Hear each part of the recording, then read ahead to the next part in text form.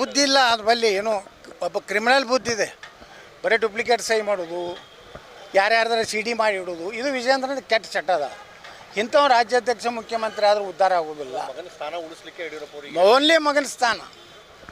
Karnataka BJP ಒಳ್ಳೇದು ಮಾಡಿ, ನರೇಂದ್ರ ಮೋದಿಯವ್ರಂಗೆ ತ್ಯಾಗಮಯ ಇದ್ದಂದ್ರೆ ನಾವು ತಲೆಬಾಗ್ತಿದ್ವಿ.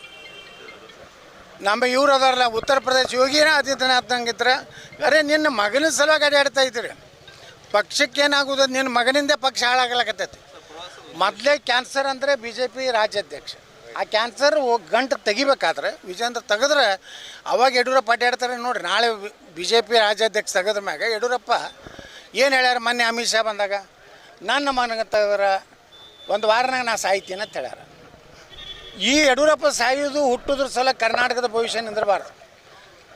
ನಮ್ಗೆ ಪ್ರಾಮಾಣಿಕವಾದಂಥ ಒಂದು ಸರ್ಕಾರ ಬೇಕಾಗಿತ್ತು. ರಾಜ್ಯದಲ್ಲಿ ಭ್ರಷ್ಟಾಚಾರ ಕಡಿಮೆ ಆಗಬೇಕು, ಬಡ ಬಗ್ಗರಿಗೆ ನೀರಾವರಿ ಅಭಿವೃದ್ಧಿ ಆಗಿ ಜನ ನೆಮ್ಮದಿಯಿಂದ ಇರ್ಬೇಕು. ಕರ್ನಾಟಕ ಭಾಳ ಸುಸಂಸ್ಕೃತ ರಾಜ್ಯ ಅದು,